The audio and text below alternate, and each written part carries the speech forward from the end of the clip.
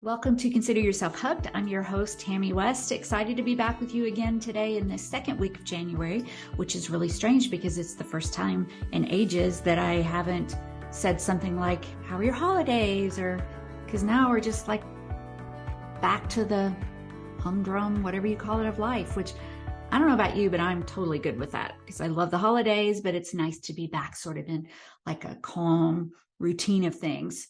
So yeah. I promised you last week we did part one of mental health choices in 2023, and this week was supposed to be part two.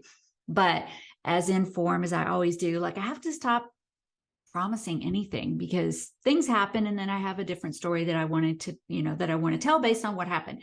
So I'm putting that off for two reasons. The first reason is I mentioned that I was going to do the EMDR therapy, and I've had to delay that because of some travel for an event that I have. So that's the first reason. So I'm actually going on like January the 23rd, I think. So that episode will probably be at least the week after that.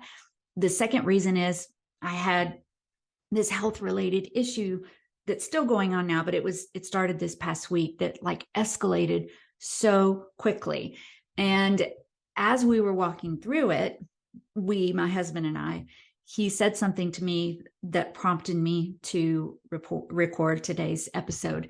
He said, "Oh, you are so stubborn." And I thought, is that what this is? Is this being stubborn? And so I've done a lot of reflecting over the past few days, and I've made lots and lots of notes, not boring notes, hopefully, that are going to help you because it just smacked me in the face. He said it to me before, but I don't know. I guess if you're stubborn, you might not listen. And apparently that's what I'm all about. So have to self-reflect. So what does it mean to be stubborn? You decided to listen today. So let's go through some. I mean, I did just look up a definition because remember, he said that I was stubborn. And so I had to go, well, what does that mean? Why are you calling me stubborn? So one of the definitions that I liked, Cambridge Dictionary defines it. Well, this is what they say. A stubborn person is determined to do what he or she wants and refuses to do anything else. And I was like, okay, that's fair. Now, like the always or never, I mean, it's probably not great to use those terms. I try not to use those terms, but I think we know what the meaning is here. Maybe we could say almost always or usually or most of the time or whatever. But let's start with the fact that it's not always bad. Being stubborn can mean that you're determined, like it says, a stubborn person is determined to do what he or she wants and refuses to do anything else. I mean, think about some positives in that. Maybe you aren't in a relationship because you know what you want in a relationship and you haven't found it yet. And so you're going to do what you want, no matter if people are trying to encourage you to be in a relationship with somebody and you know what you want. Or what about pursuing goals? You're determined. I mean, that's one way to look at stubbornness, is to say being determined. So meeting your goals is a good thing, fulfilling your dreams. I mean, there are lots of good examples that we could come up with. But I don't think that's what my husband meant when he said, gosh, you're stubborn. And if somebody tells you you're stubborn, that's probably not what they mean. In fact, if you're like pursuing a goal, or you're the relationship issue, like what you want, you're not going to settle, then people probably don't call you stubborn. They probably say you're committed or you're determined or whatever else. So usually when we use the word, we don't mean it in a super positive way.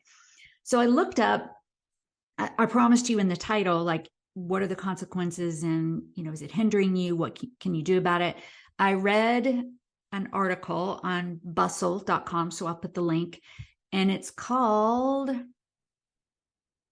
oh, no, sorry, we're not ready for that yet. Hang on, back up just a minute. So some of the things I was reading, I was listening to a podcast about what's bad about being stubborn, because we just talked about what's good about being stubborn, but what's bad. And they had a lot of good points that I wrote down from this article.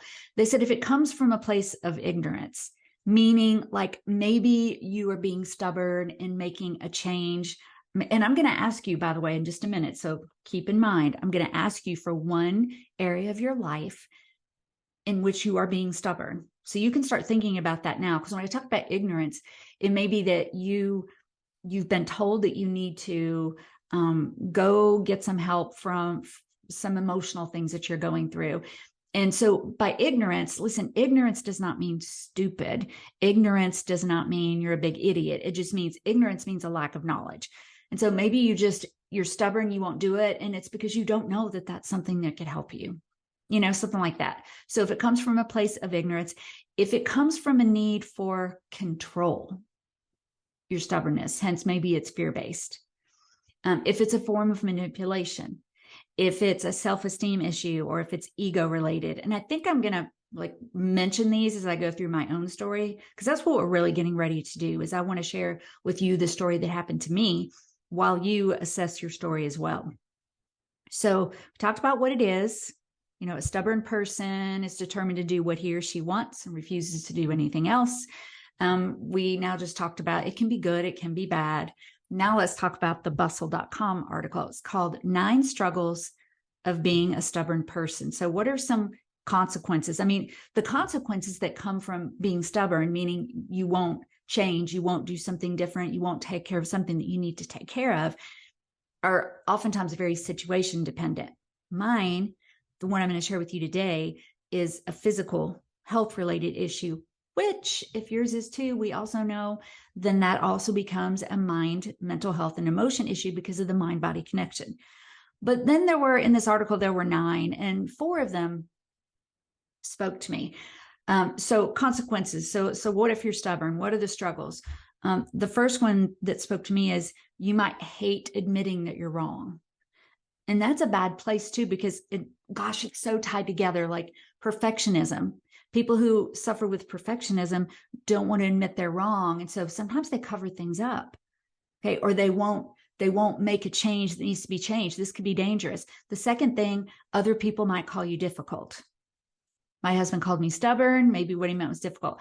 The third one is once you make up your mind, that's it. Well, then that means we're not growing. We're not learning. Okay. We're not moving in any direction. We're just like standing still. And then the fourth one is you hate asking for or accepting help.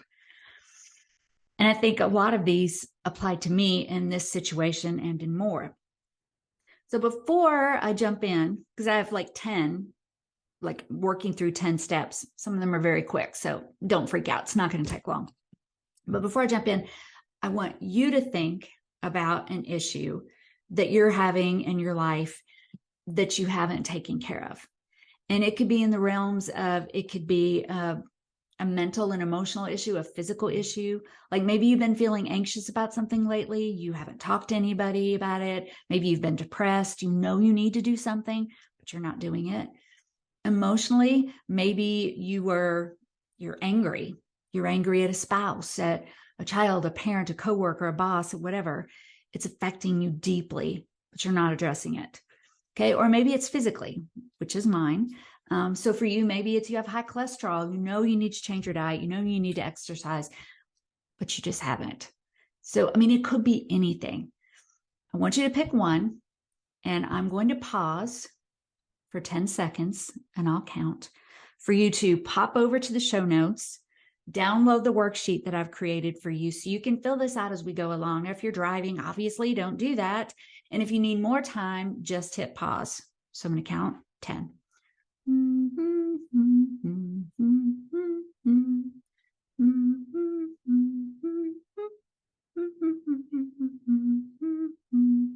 Wow, 10 seconds was not very long.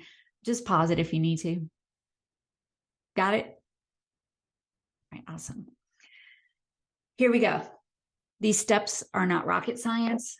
It might not be each one by themselves. This is a part that you've probably thought about before.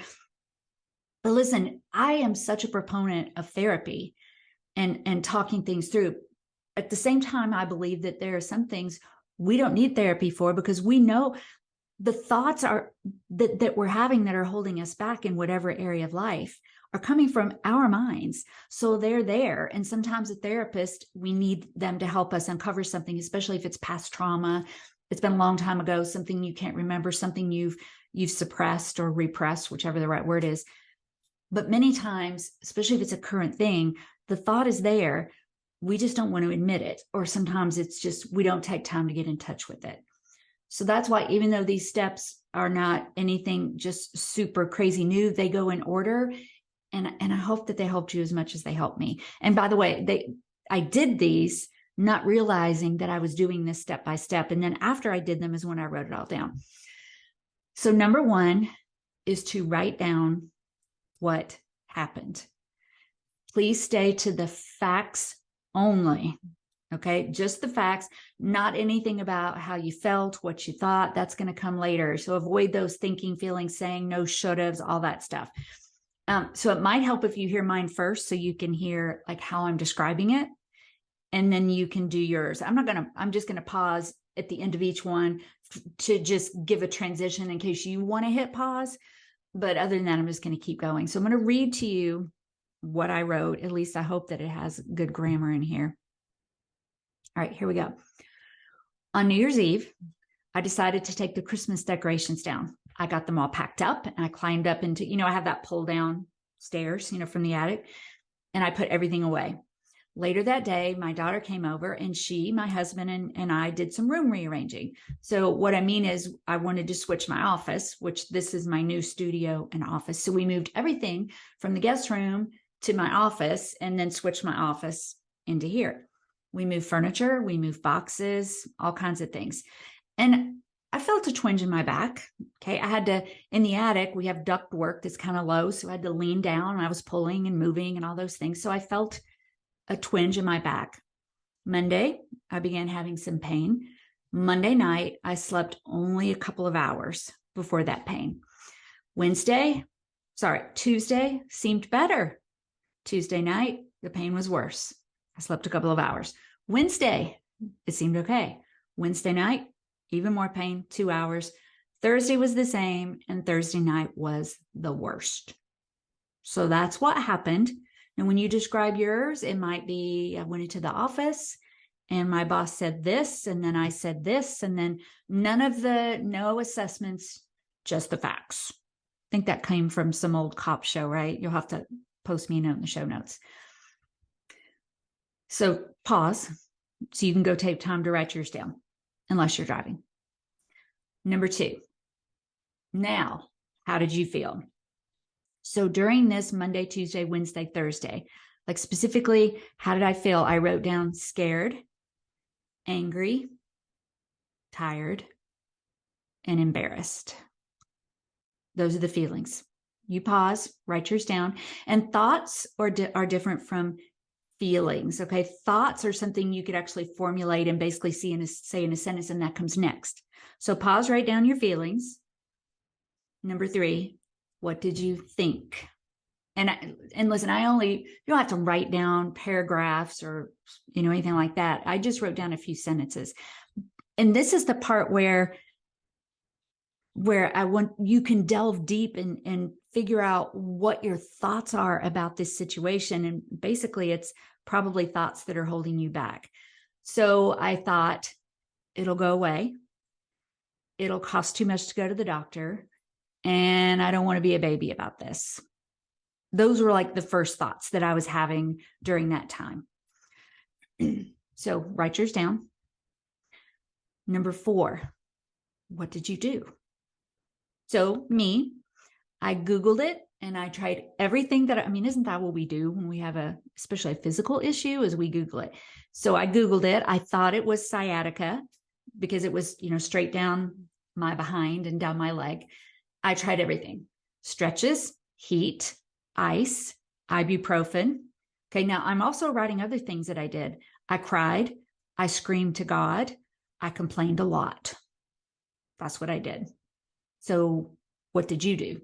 And by what did you do, I don't mean to fix it. I mean, because I'm assuming you're picking something that you haven't addressed yet. So what have you done so far? Write yours down. Number 5, what did you wish that you could do or think maybe you should do, but you didn't? And I have one sentence to write: go to the doctor. So what do you wish you could do? I mean, maybe if it's a work-related or a spouse-related situation, maybe you're angry. Maybe what you wish you could do or you think you should do is talk to them. Okay, whatever it is, you can make a list. You can write down one thing. Number 7, why didn't you? So why didn't I go to the doctor? Because remember, this started kind of New Year's Eve. I felt the thing, but the real pain started on Monday. So it was Monday night, Tuesday night, Wednesday night, Thursday night. And think about this excruciating pain. Like I kind of, if you've ever had a Charlie horse, especially like in the middle of the night, it's in your foot. It was like having that straight down my hip and my leg. And it was just awful. And almost nothing that I did. I'm going to tell you this just because I thought it was funny. So the one thing that helped just like almost instantly was I got in the bathtub, and I should have added that to my list of things that I tried. It was like take a hot bath. So this is like 1 a.m. So I get in the bathtub and like immediately I just was like, oh my gosh. And so I stayed in there for probably an hour. Then it was getting cold. I get out of the bathtub. I dry off. I go back to my space on the couch, which had the heating pad and the ice pack and all those things. And within 20 minutes, it's bad again. So I waited because I felt like I couldn't really lean into the bathtub and dry it out. So I just waited for a little while longer until it was mostly dry. And then I brought my blanket and my pillow and I got in the bathtub thinking that the reason it felt better was because of the incline, and it's a hard surface. And that was not why. So then I realized it was because, first of all, the heat, and second of all, my leg was kind of buoyant in there. And so that helped a lot. All right. So number 6, remember number 5 was I should have gone to the doctor. And I'm going to say should have because I really should have. Number 6, why didn't you? So number 5 is what do you wish you could do? What do you think you could do, should do? Number 6, then why? And I had to think a lot about this. Number 1 was cost.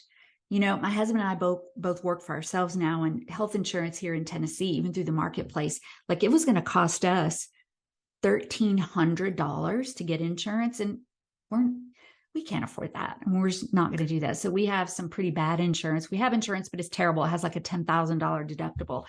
And I knew if I went to the doctor, would they want to do an MRI or exercise? I just didn't know, but I didn't even explore it. It was just part of why I didn't go. The second, so I put cost. Then I put, I could soldier through. I could do it. I was strong. And then when I really, really dug deep inside, there were more, by the way. I don't want to share all of them with you, but one of them is, I was like, it's back pain. They'll think that I want drugs. That was really something that held me back. So what's holding you back? Why are you not doing what you need to do? Number 7, what's happening as a result of not doing that? And this is where you've heard before that oftentimes we don't make change until the pain is greater than the pain is greater not changing than the pain it takes to change. And so what was happening as a result was, again, very simple. I spent 4 nights in excruciating pain. 4 nights in excruciating pain. So what's happening for you as a result? It could be that your relationships are suffering. It could be that you're having tremendous anxiety over an issue. It could be health, that your cholesterol or you're not sleeping, whatever it is. But what is it that's happening as a result of my stubbornness to not take care of something? What's yours? Number 8, what could you do? Now that might go back to number 5. What do you think you should do? What do you wish you could do? Because if you put, you wish you could, scream at the person and knock them down the steps, I'm not sure that in number 8, you should put that down. It's always an option. Gosh, y'all, I hope you've heard me say before that the phrases I can't and I have to are 2 of the most debilitating phrases that we ever use. We have so many options. So what I could put there is I could lay there in pain forever until it got better. I could complain all the time. I could just try to find other, take Tylenol or take something different. I could look for more stuff on Google. I could ask my friends. I could put it on Facebook. I could go to the doctor. That's the one that makes sense. So what could you do? Number 9, try it. Okay, do it. So Friday morning, and I love this. I see these as God things that intervene. Friday, I knew, like Thursday night, I was like, I'm done. I cannot do this again. It's getting worse. And I think that's part of it. If it was getting a little bit better, I may have not. But I was like, I don't know what's wrong. What if it's a disc? Blah, blah, blah. So I got up and I was looking at urgent care. I wrote down my doctor's phone number. I thought, okay, my options. I'm not going to the emergency room, but urgent care, my doctor. And I thought there was one more. Anyway, those are the ones that I thought of. Well, my husband got online and he said, well, there's a sports urgent care right here in the town we live in. He goes, but I don't really know what that is. Is that for athletes? I'm like, I don't know. So I texted I have a group of girlfriends that we text sometimes, and I told them what was going on. One of them said she had dealt with this before. So I called her, and she had gone to that very clinic for my very thing. So I got online, and this was like at 7:30, and they had an 8:30 appointment. Went in. Number 10, I'm going to go ahead and go along with this. Assess. If we have an issue, we're too stubborn, we're not taking care of ourselves, we're not dealing with something that needs to be taken care of, we wind up trying something. Well, now we need to assess. It's pretty easy, I think, oftentimes with a health related issue, because you can tell whether things are getting better or not. But even with emotional issues, mental issues, communication issues, you should know what it is you want out of this to see whether it's better. So I go in, and I was actually there for almost 3 hours, but because they got super busy, and I had to remind myself, even though I made an appointment, it's an urgent care. So if somebody comes in more urgent than me, that knocks me back. I didn't care, y'all. I would have stayed there all day to get rid of that pain. They were so kind. This doesn't have anything to do with y'all, and you may not care, but they kept coming in and checking on me, just saying, I'm so sorry. Are you okay? Blah, blah, blah. They took some x-rays, and then the physician's assistant came in and spent as much time as I wanted. And he explained to me what was going on. He told me about the muscle that was inflamed. He told me that I had my hip, the bursa sac around the joint was swollen. So I had bursitis, which I did not know. Sciatica and bursitis is what he diagnosed me with. He gave me 2 injections, which hurt. And I won't show you my bruises, but I have 2 huge bruises, on my backside. One was an anti-inflammatory and one was a steroid. And then he gave me prescriptions, one for another type of anti-inflammatory and one for muscle relaxers to take at night to help that muscle relax so that I could sleep and it could heal. And he told me, he's like, you'll feel better by lunchtime. I went home. I took a nap, and I don't nap. I'm not a napper. I took a 2-hour nap, no pain. That night I slept all night long. I mean, I woke up a couple times, normal wake up, and there might've been a little bit of aching, but there was none of that intense pain. I was so happy. I was just thanking God. I was praising. I was in the best mood. And he told me to come back in 2 weeks, by the way. Unfortunately, Saturday night came and it reared its ugly head again. Sunday night came, it reared its ugly head again. So Monday morning, I was not putting this off. They were closed over the weekend. Monday morning, 8:02. I called, and by 10 a.m., they called me back. They changed the prescription, set me up for physical therapy, which starts tomorrow. By the time you hear this, it'll be today on Wednesday. And so they changed the medication. Last night was better. I didn't wake up in pain. So let me read the steps again really quick to you. Not the answers, just the steps. So think of your issue, mental, emotional, typically around something you're not doing to take care of yourself in some way. And ask yourself, number 1, what happened? Number 2, how did you feel? Number 3, what did you think? 4, what did you do? Number 5, what do you wish you could do or maybe think you should have done but didn't? Number 6, why? Why didn't you? What held you back? Number 7, what's happening to you as a result of being stubborn? Number 8, what could you try? Number 9, try it. And number 10, assess. It's pretty simple. When my husband told me I was stubborn, let's go back to even a little bit more than this. It's not really that I didn't go to the doctor that made him say this. It's the fact that I've had back pain before. I'm 58. Who is 58 and has not had back pain before? And I've pulled it, to where you got to lay down and you throw your back out. And so I know I'm not supposed to be lifting and pulling, and yet I continue to do it all the time. I shouldn't have been moving furniture. But if we go back and do that the assessment here on that as well. Well, why? Why am I too stubborn to stop doing that? Oh, it can be a lot. Oh, I'm strong enough. I can do it. Not going to let anybody tell me what to do. Oh, it doesn't weigh very much. Well, nobody else is going to do it. I'm going to have to do it. Or that whole pride issue. There's so much that goes into it. But I think the first step is just recognizing that there's something that you might be being stubborn about. I don't know if that's a correct sentence, but just, admitting to it that maybe I need to do something different here. This changed me. It really did, because I need to look at myself and figure out why I'm not taking care of some things that I need to take care of, and then try to go through those steps and be better. I've said all the time, maybe not all the time, but often, that we need to do better today than we were doing yesterday or the day before. That's it.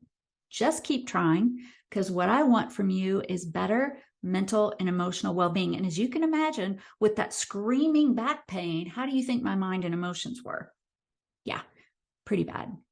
And I don't want that for you either. So that's it for today. Thank you so much for joining. Please, I'm about to release edition 2 of the Stress Club, probably in February. Right now I'm doing all the edits. I'm redoing the book cover. If you follow me on Facebook, which I'll put the link in the show notes, or you're part of my private group, A Place for Women, I put some covers in there to get your feedback.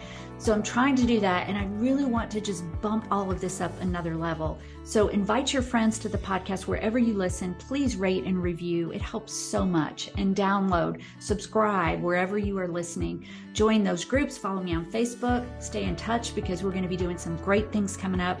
I'm about to record the Stress Club class that goes along with the book, and I'm hoping to launch all of this. I was thinking February, but by the time I get it all done, the actual launch might be in March. But it's coming, and I want you to be a part of it. So thank you again for spending time with me, and until we're together next time, consider yourself hugged.